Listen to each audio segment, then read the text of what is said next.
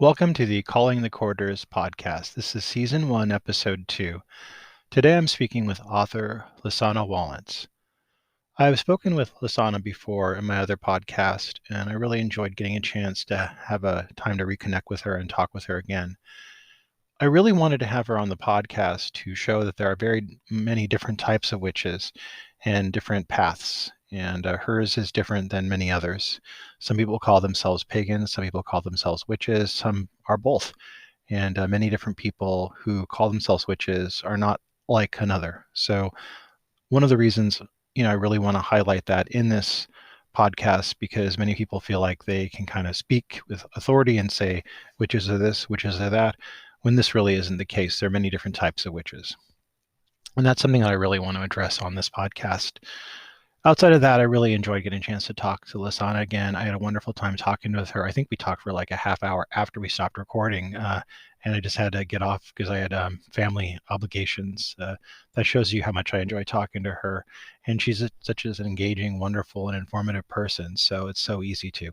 Hope that shows in this conversation, but I think it will. So I'm going to take you right to my conversation with Lisanna Wallace. Welcome to the Calling the Quarters podcast. I'm your host, Dean Jones. Today, I'm very honored to have author Lisanna Wallace on the program. She's the author of the Natural Witches Cookbook. And Lisanna is a nutritional chef, clinical herbalist. Lisanna, welcome to the podcast. Hello. Hi, everyone who's listening. Dean, thank you so much. I'm so thrilled to be back here and to be speaking and so excited about this podcast. Are we talking, are you in France? Yes, I am currently in Paris right now. What's it like in Paris right now? Well, it's actually spring here a lot earlier than it is. I'm from New York originally. I was born just outside of New York City. I went to Barnard of Columbia University. So I'm an original New Yorker. And then I moved to Paris just after I graduated university. And I can say that New York East Coast winters, they just go on and on. And right now in Paris, the sun is coming out, there are flowers, the birds are tweeting. It's a relief. Sounds lovely. Now, did you grow up in New York? I grew up in Larchmont, which was just outside of New York City. So I was in and out of the city a lot. And I also grew up in Marthas Vinyard, running wild in the forests. That's how a lot of my witchiness started. I was a little wildling, building fairy houses and having tea parties with imaginary elves and magical creatures, and that was very much my youth. And I'm also half Dutch. So my mother is from Holland. So I grew up in all my vacations in summertime. I spent a lot of time there too. So that's a big part of me as well. When you were running around the woods as a young person, did you feel a real connection to the plants and the creatures of the forest? I felt such a connection to it, and it's something that I'm getting back to right now, and I'm sure we'll talk about that more later in the podcast in different ways. But I maybe I didn't quite understand it, but I felt that energy very strongly. And When did you find that you had leanings telling you that you might be a witch? What was, I think, the first inklings for you? so running wild in the forest was one of the first inklings that I had, that I had some magic in me.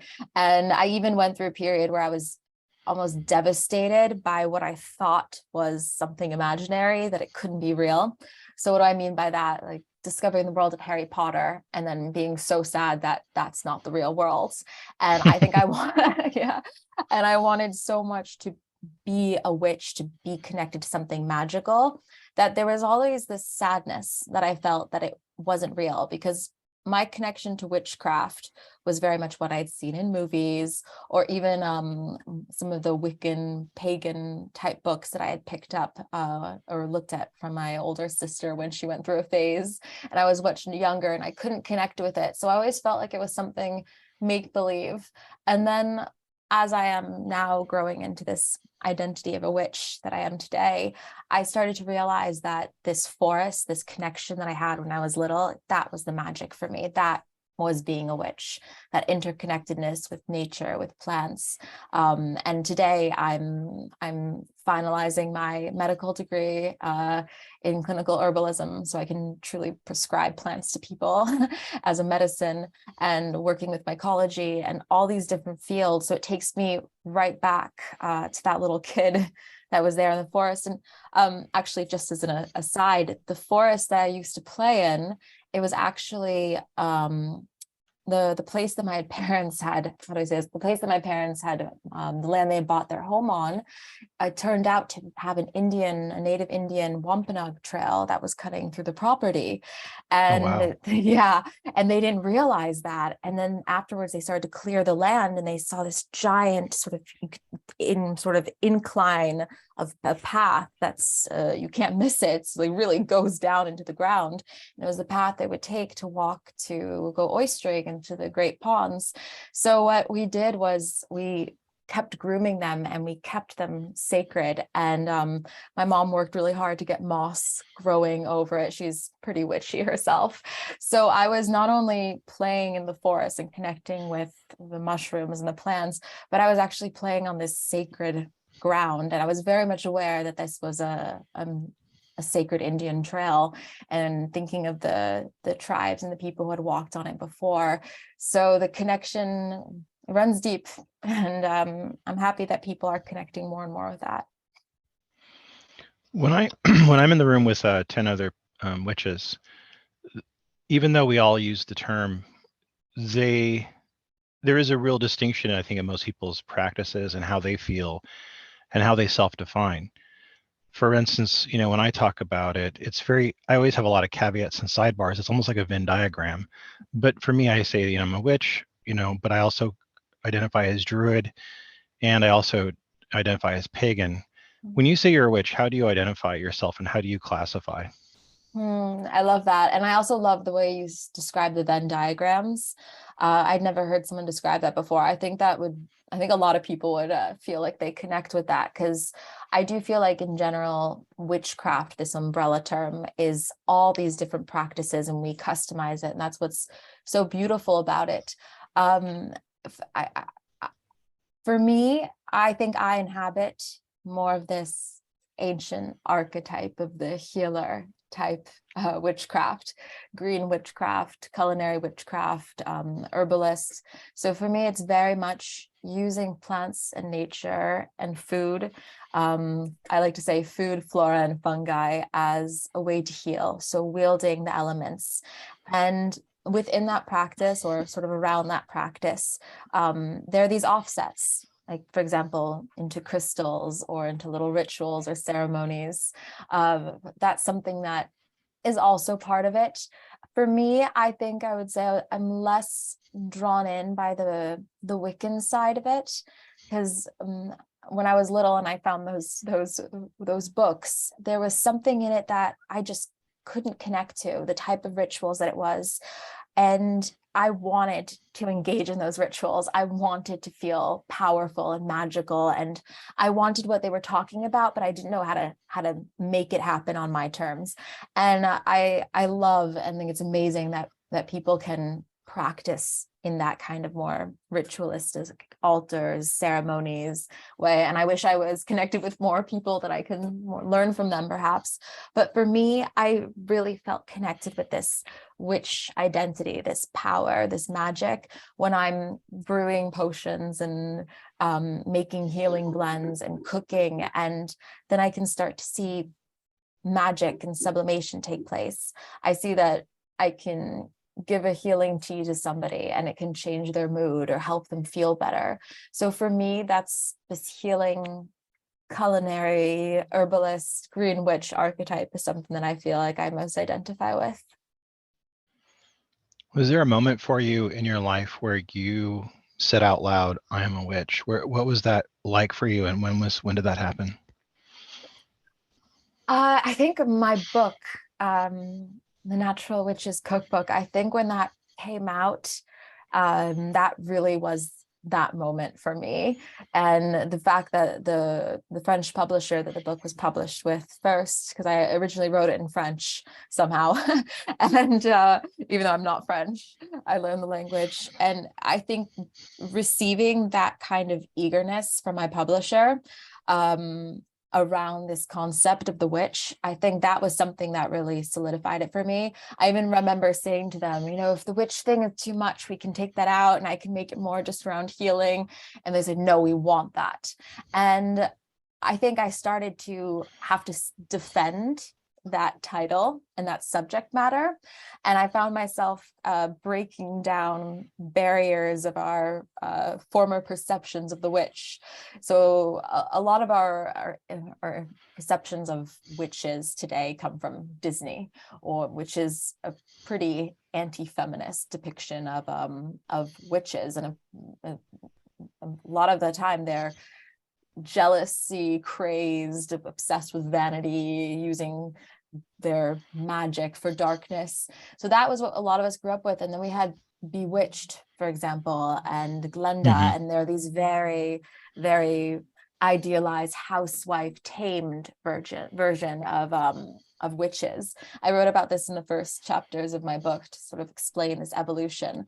And I think hopefully, and I think that now we're getting back to the original archetype, the ancient archetype of the witch and the woman connected to nature, interested in sciences and knowledge, free in sexuality, empowered in all those ways that are threatening to many people.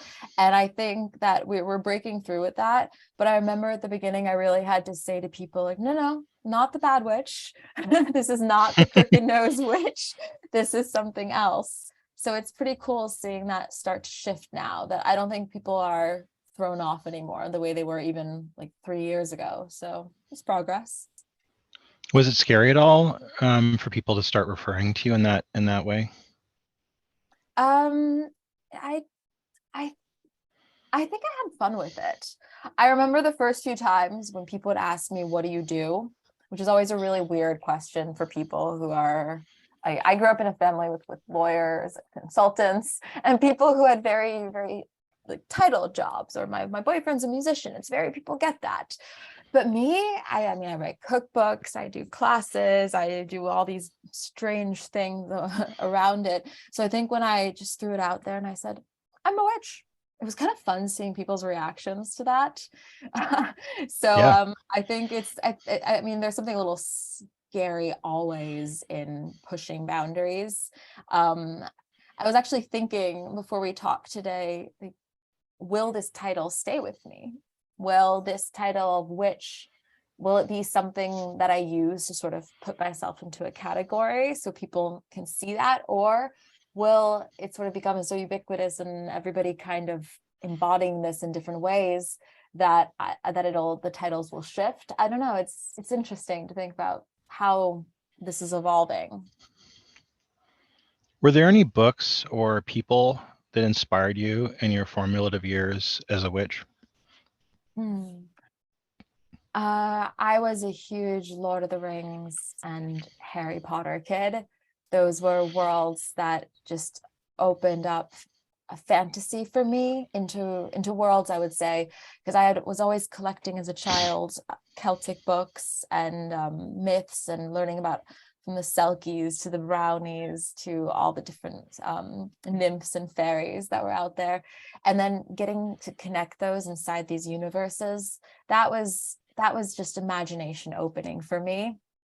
And then I fell into a period where it was very academic, a very perfectionist, trying to work through this American elite education system trap machine that really broke me and enriched me at the same time. I had the most incredible education, but at the same time, it was so constrained. I stopped creating, I stopped making art. It was very structured. So I was incredibly influenced by authors during that period, like French literature as well, like Baudelaire and Balzac, and in English, Henry Miller, Edgar Allan Poe, and the Irish poets, and all those worlds that were magical and strange and weird in themselves and Kafkaesque. So that was that period. And then I'd say now I'm being just marked by herbalists. That's where I am at this point. I'm collecting more and more books and learning about plant intelligence. And it's been this formation, this graduate school program I'm doing in France is incredible, because we're learning about plant medicine, not just through a chemical and scientific and very medicinal doctor, almost Western medicine lens, but at the same time, it's all energetic. Like, we're learning how you can decipher the benefits of plants based on the difficulty of the environment that they grow in, and just how alive and interconnected it's been. It's been an incredibly trippy and mind-blowing experience taking these classes that are still going to go on for a few years. It's funny when I talk to people, it is very common that people say they were inspired by Lord of the Rings and Harry Potter, and I think that I don't know anybody who's a witch that isn't inspired specifically by Lord of the Rings. I know a lot of people who are inspired by such books as The Mists of Avalon, but I know that it's funny because we don't often talk about it. We meet together, but if you just mention Lord of the Rings in a room at a pagan convention, for instance, everybody's got opinions. Everybody's got something to say. Did you have any favorite bits of Lord of the Rings? Anything you're drawn to, like the elves or something? Oh, I love the hobbits, even the elves and Oh the yeah. hobbits. I was very drawn to everything, and the ents and the wizards and the connection to nature. I think that's something that always fascinated me, this harnessing of the energy and the power of nature, and that interconnectedness, and how Tolkien wove in these concepts of fascism and evil and although everything he built around that combined with this natural element. And there was something in that I think is connected to the witchcraft that we have today. I don't think there are many people who identify with any form of witchcraft out there who aren't vying and fighting for the planet and concerned about that, and concerned about social issues and human rights.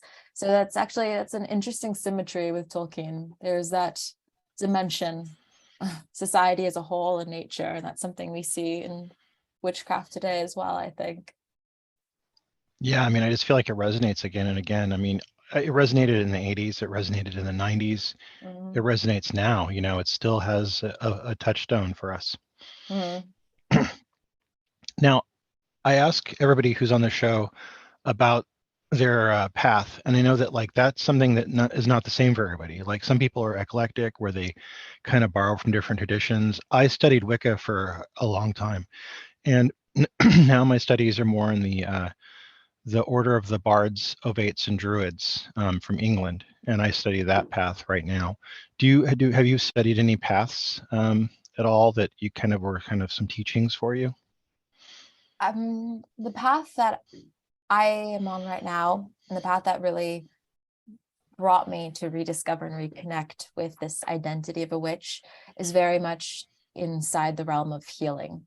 It was something that I was forced back into, because I literally found myself in front of doctors who didn't know how to help me, and nature was Mother Nature, filled with so many secrets, and the foundation of Western medicine and pharmaceuticals itself is something that I always felt very safe with. So I would say that this journey as a witch, and the one that I'm on, is very intertwined with that. Maybe one day it'll veer off more into different directions, but what I'm interested in seeing is sort of how I will evolve as a healer. I know a lot for where I am in my life, but I feel I'm confronted every day with how little I know. Every time I'm put myself in front of a plant and try to understand its chemical structure and what it does in the body, it just opens up one door after the next into this endless channel of knowledge that can be filled. So I'm just excited to see how much I'll learn, what I'll evolve into, and just see what I'll be able to accomplish, and not just healing myself, which is this sort of epic quest that I'm on, but how one day I can help other people. Because every time I help someone now, or every time I come up with a potion or I come up with a solution, you can trace it back to a moment of suffering or something I had to overcome. So it's I'm excited to see how that'll play out. Well, bringing that up, I want to go to the question, or we can have you talk about Ehlers-Danlos syndrome. So you've had Ehlers-Danlos syndrome for quite a while. Can you talk about that a little bit for the people who are not aware of it? First of all, thank you so much for asking about this. It is something that I try as much as I can to advocate for, because there are just so many people who have this condition, which I'll explain in a moment. And there's a lot of people who are suffering out there. And I see how much I struggle, and I have every support imaginable. Something so misunderstood. So thank you for giving me a platform that I can talk about it, because maybe it can help somebody out there who's listening, or somebody who knows somebody else. It's a genetic condition that I was born with that renders my collagen fragile. Collagen is our connective tissue. It's in 80% of the body. It's our skin, it's our tendons, it's our hair, bones, teeth. It's the entire structure of our organs. It's communication pathways. So like every structural element of the body is basically collagen. Everything in the body is collagen, a form of it, except the nervous system itself. So it's everywhere. And if it's fragile, think of like a delicate silk cloth instead of sturdy cotton, for example. Well, if it's fragile, things go wrong, and it causes a lot of complex symptoms, from chronic pain to digestive issues to dislocations to dysautonomia, which looks a lot like long COVID, because they're actually quite connected in terms of the source. And it's an incredibly complicated condition, because it manifests so many different symptoms, and it very often manifests more in women because of estrogen and its connection to histamines.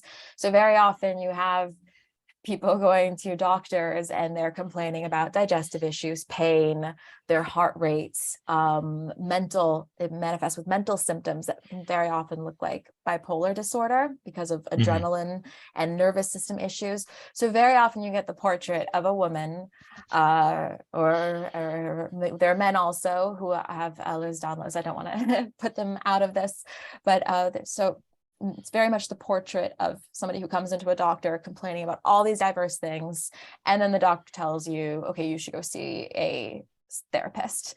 And very much it's because they either don't know what to do, they're overwhelmed by the symptoms, they dismiss the person. It's been a lifetime of medical gaslighting and trauma for me, so I can only imagine what it's been like for Black women, or for people who don't fall into as easy a category. So it's there's a lot of suffering around this, and my doctors and friends believe that up to 3% of the population has this condition on a form of a spectrum, and it also is very connected with witches. I'll explain how. So when your connective tissue is loose, it means that your brain also has very loose plastic connections. This gives ways to people who are quite neurodivergent, highly emotional, very intuitive. We can feel people's energy. We're just like sponges emotionally. We can feel energy. We can feel things that are otherworldly. And I hear my doctors talk about this, and they say that their patients don't really want to talk about it because they come across as crazy. But for example, we pass electricity very easily since there's more water, there's loose tissue. So there's even some people who can walk into a room and the lights will start to flicker. So there's an aspect of this that is quite witchy, actually. And it makes very creative people, musicians. There's a lot of musicians out there, Sia Halsey. Recently, Billie Eilish just talked about having hypermobility and feeling like her body was gaslighting her, which just feels so exactly what my life story has been, being gaslit by one's own body. And I just see a lot of people, a lot of witches actually, and witchy people I see on social media have this condition. So I wonder even if I might, even without having had this, as much pain and misery as it gives me, if I might not be the witchy person that I am today without it. So it brings an incredible suffering and is incredibly difficult to treat. And I'm in the middle of a flare right now. My body is exploding with pain all the time. And every day is a battle and a fight, and it's really, really hard. And it also it's turning me into something, I don't know, but something good will come out of it. And that's the reason why I wrote my book. I had to turn all this suffering into something good. I had to sublimate it. And that's what I hope that I do and continue to do with my writing and my healing. Now, I've worked in medicine a little bit, and I know a lot of women who've suffered through things, and I don't feel like they were well served by the medical community. But I know that you've been able to probably see medicine on different coasts, because we don't often see what it's like in other countries to deal with medicine. Does Europe deal with some of these issues any better, or is it pretty much the same as the United States? It's very different. There are benefits to both sides. My doctors out here would call a lot of the specialists in America the cowboys and the pioneers and the people who are really pushing forward the fields. And America has incredible specialists and people who are leading the way. But in terms of general treatment, I mean, there's universal healthcare in France, which is absolutely, once you're inside of it, you just can't possibly understand how America doesn't have some kind of baseline health insurance for people who pay taxes. It's mind-blowing. So that is something that I'm incredibly grateful for and appreciative of. I would say a big difference that I see that impacts me as a patient in general is that European doctors more look at the body as a whole. And American doctors are very much inside this specialty system. And that also helps produce the greatest specialists out there. So it's double-sided. And American doctors are very afraid of liability. They will go to more extreme lengths. They're afraid they're going to get sued, and they're afraid if something happens to the patients that they will lose their license. So I see doctors in America pushing sometimes medications or procedures or exams that doctors in France would say is not necessary. And I also see something interesting. American doctors are very obsessed with weight, body weight. Yes. And yeah. it's not just being too heavy, but it's also being too skinny. I had a lot of bad moments with doctors, like threatening feeding tubes, and I couldn't go back to school, and against a weight that a French doctor would sort of look at my chart and say, yep, you've lost some weight. That makes sense given how you're suffering right now, but nothing to be too concerned about. And yet in America, there was this panic over it. So that's something I've been thinking about a lot recently, that America is just obsessed with weight on a level that it trickles down into the medical world in that capacity, I think is interesting. And also it's just much more plant-based here. So you go into a pharmacy and the first thing on the wall are essential oils and plant treatments, and the pharmacist will go to those before they recommend even something pharmaceutical. And there's also a lot of naturopathic doctors here. And they're naturopathic doctors in Europe and in America. They have the same standing as medical doctors. Almost, there's some things in law that they're not equal on, but they're fighting for. But they have the same qualifications. And it's really great that in Europe there's so many naturopathic doctors, and it's starting in America, but I have some work to do. A lot of work to do, let's say. Oh yeah. It's funny because I feel like we sometimes slide back and regress, because like you said, they weigh you, they ask you if you smoke, and then they're done, basically. Yeah. How long did it take for you to get diagnosed with Ehlers-Danlos syndrome? I was actually an interesting fact about diagnosis, which says a lot about sexism in the medical world.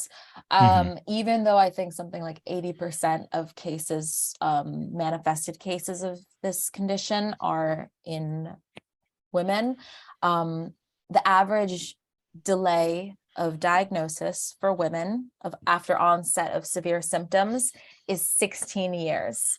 And the average delay of diagnosis after onset of symptoms for men is 4 years. So for an incredibly rare condition that barely touches men, men are getting diagnosed 4 times faster than women are. And that really, I think, comes down Oh, to, Jesus. not being believed. And I've been told by doctors, go see a psychiatrist, or you have an eating disorder. That was a big one they like to throw out. But Hmm. Yeah. I was lucky. I was diagnosed really young. I was diagnosed at 16 by a cardiologist who happened to have seen that I had glowing blue eye white, and then looked to see if I was hypermobile, because people ask me, are you hypermobile? I say no, because I didn't know I was. And everybody in my family had little traces of it. So what you end up happening are people who don't realize that they're that way. It tricks you in that capacity.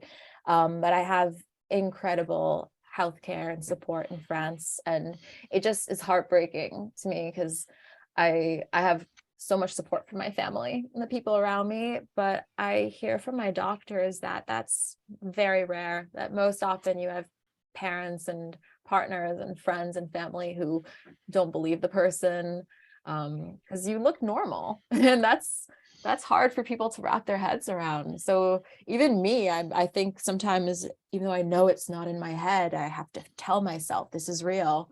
Don't question yourself, because we have this imposter syndrome that we impose on ourselves even in this.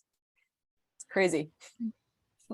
And most people I know that are healers usually have something that they suffer from themselves. Do you think Mm. that it's that sense of not being listened to or not enough questions being asked that leads you to kind of look for answers on your own?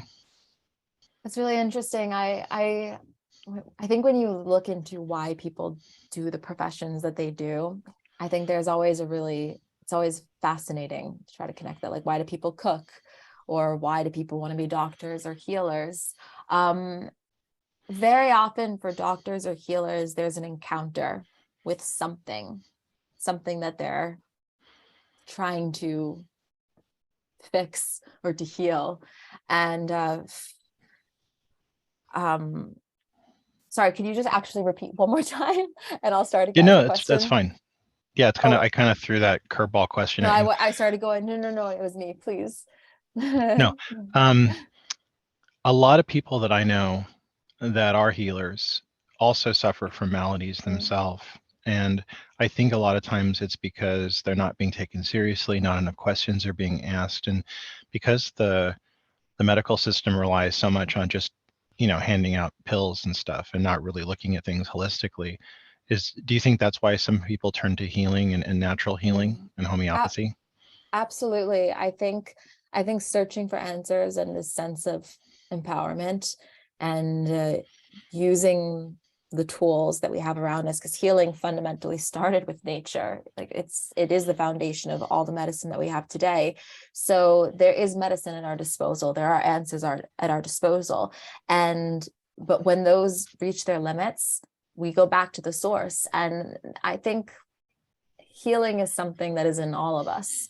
It's in our genes, it's in our cells to be able to use plants and nature. There's an intuition that we all have. And people who are more advanced in herbalism, you feel connections to the plants. And I have that. I know what plants I gravitate towards or need even before I fully understand what their benefits are. So that's something, an intuition I try to develop more and more. But I might be more tapped into that than other people, but everybody has that inside of them. So what I'm seeing is not only that people who are healers have something in themselves that they're trying to resolve or that they want to sublimate, but that we're starting to see people becoming their own self-healers all around us. And I think that's really fantastic. And at the same time, I think people also have to be a little bit careful with that, because there's a lot of products that are being thrown out at people, and people are kind of reading the headlines and not understanding the context and the fine print behind it, something that's playing out in the news cycles as well. So I just hope that people can be, as they venture into this self-healing journey, which many do. Everyone's really into mushrooms now, which is so fantastic. I encourage that. Just like, take the time and do the research and really, really familiarize yourself with the plants and the tools that you're wielding. I was going to ask you why you wrote your first book, but I think we've kind of established that a little bit. So I want to ask you, can you describe to our listeners your book, The Natural Witches Cookbook? I wrote the Natural Witches Cookbook really as a sublimation of my self-healing journey and as a way to help other people. And I wanted to create a cookbook that would engage people with how to start healing themselves through food and plants. So I didn't want it to just be a cookbook with recipes. I wanted each recipe to be a healing spell. So every recipe in the book targets a different system in the body, whether it's immunity or fertility or hormone balance or mood or digestive issues. Literally, I tried to cover sort of everything across the chart. And that intention was not to teach people how to boost your fertility or balance hormones. It's way more complicated than that. But it was to sort of teach people that the food that we're eating, the things that we put, the ingredients that we put into these recipes aren't just sort of like pieces to a puzzle for flavor and health, but that they're actually doing specific things in the body. And that when you combine certain ingredients, it can really optimize the effects or alter them. So I hope that when people would like sort of flip through my recipes, that they would just be learning all these different little facts about nutrients and food. And that when they added like a sweet potato or spinach or something to a recipe, that they wouldn't sort of look at it in the same way. For example, people think of goose, for example, or goose fat as something really fatty and indulgent. The French use it a lot, but actually in terms of its chemical structure, it's closer to olive oil than it is to the type of fat that you find in chicken even. So I was really looking into these fun little nuances of food to try to educate people. And the book is structured according to the elements of earth, air, fire, and water. And each chapter devoted to earth, air, fire, and water, and also a chapter for sweets and homemade beauty products and lots of little extras. But the earth, air, fire, and water was to sort of balance the recipes between plant-based, which I advocate to eat in the most quantity, and then seafood recipes, and which would be from the water, and the air for poultry, and fire of the red meats, and of course earth being the vegetables. So I sort of broke it up into that structure. And what we started to find that the elements of the earth all sort of fall into a sort of category with the antioxidants and the vitamins and the minerals.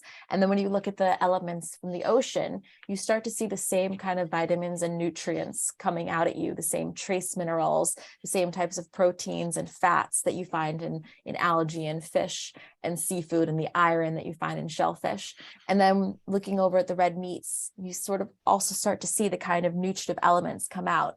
So it was a way to sort of set the foundation of look at these categories of ingredients and foods, and you see how they all sort of serve a purpose in the body in a different way. And then inside the recipes, it targets specific areas within that. So this book was more balanced in terms of the elements.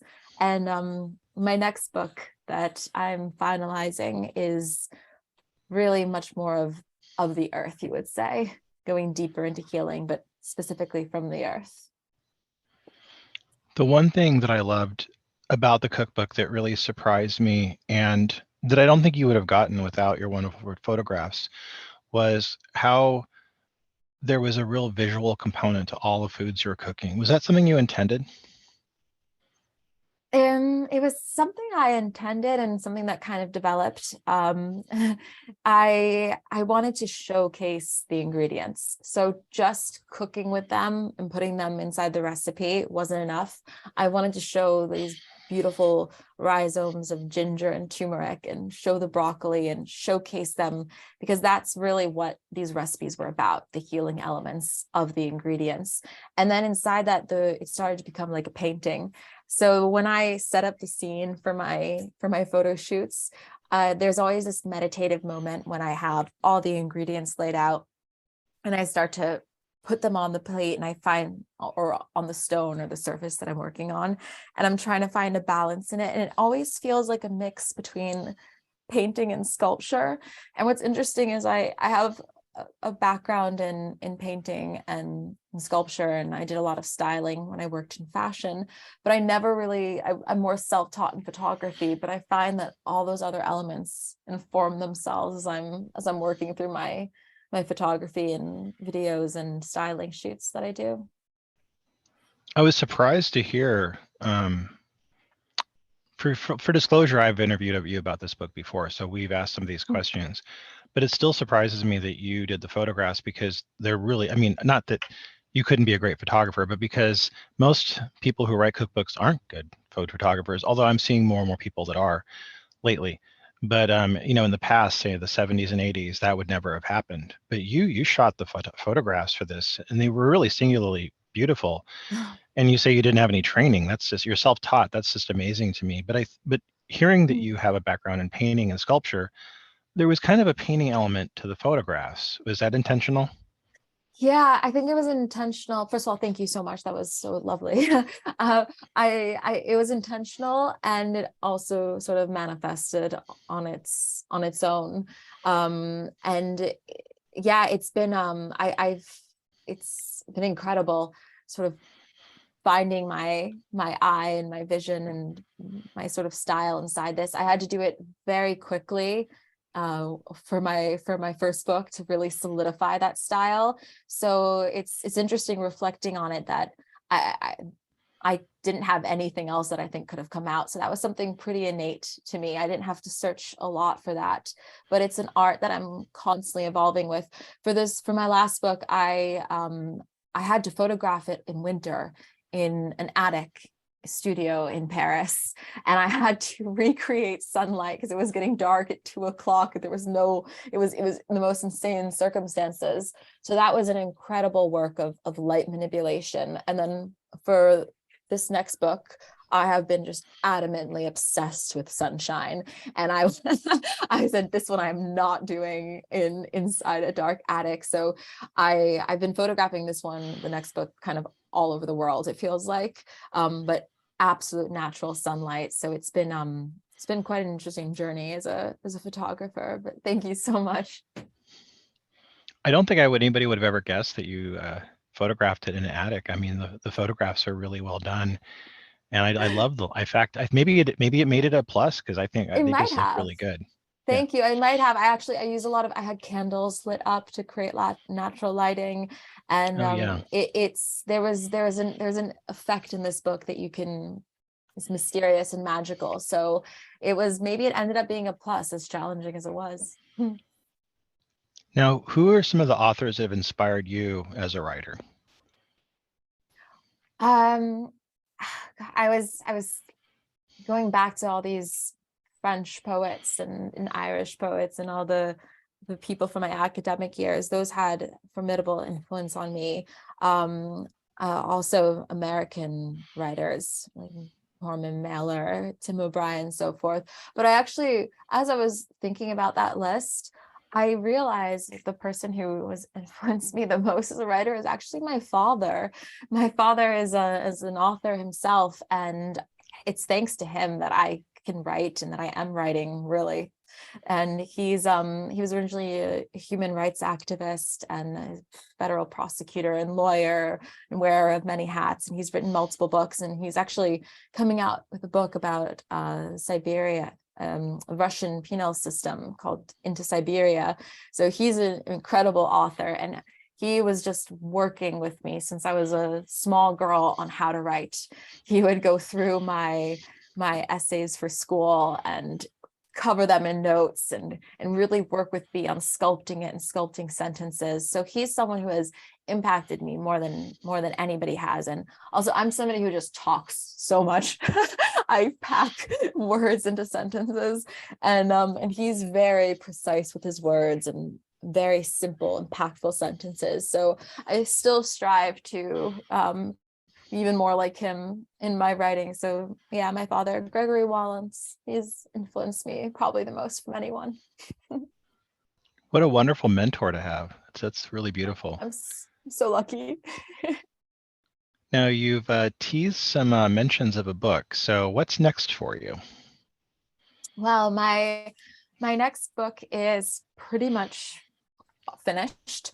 I was working on it throughout the whole pandemic. I just went crazy photographing. It's going to be a seasonal book. I'm not going to give away too much, but there's a seasonal aspect and very much plant-based aspect, and even deeper into plant healing and mushroom healing. So it was I was just cooking instead of having to cook everything in this little attic in a period of time. This has been more open-ended during the pandemic. So I just was going crazy, getting all the beautiful seasonal fruits and vegetables and chasing sunlight. And by the time I looked up from my camera, I realized I had photographed 250 recipes. So I think I actually ended up writing like 2 books. And now it's in the honing down process. And of course, when one writes a cookbook, you think that it'll be totally straightforward. But of course, there's all kinds of little obstacles and things to sort of maneuver around that come up. But I'm really eager for this book to come out as soon as possible. There's publishers in different locations around the world who are waiting as well. So it's going to be hopefully sometime next year. There might be more details of a release date, but patience. And this one's gonna be really special. So I'm very excited. One last question I thought of because I saw a recent post by you online. How many languages has your book been translated into so far? I think it's 4 languages. It's in French, English, German, and Russian is coming out. And I think I know the post that you're referring to. That I will, for the Russian book, I will be donating all my royalties to Ukrainian medical support and Ukrainian Red Cross. There's not a lot of control that authors have in terms of their books, but this is something that I can do. So I'm also very excited that it's going to be coming out in Russian. It's I have also a Georgian, Belarusian background, and a lot of my cooking with mushrooms and the earth and the forest comes from that side of the world. So exciting stuff.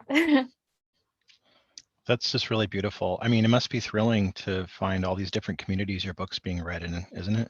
It's amazing. I'm so humbled by this. And it might even be still coming out in other languages. It's just been my publisher in France has done an absolutely incredible job. Solar, they've really gone out there, and I'm so lucky to also have had these opportunities.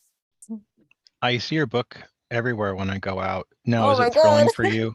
Was it thrilling? How do you feel when you see your book in the wild, so to speak? Oh, it's so exciting.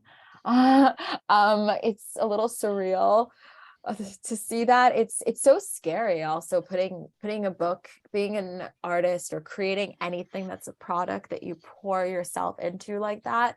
I bet so many people who create something and do it themselves are probably feel this way, but it's also scary sending it out into the world and to be judged, to be consumed, and so forth. So getting positive feedback or like hearing you say that you see my book everywhere is just such I mean, I'm going to be high on that all week.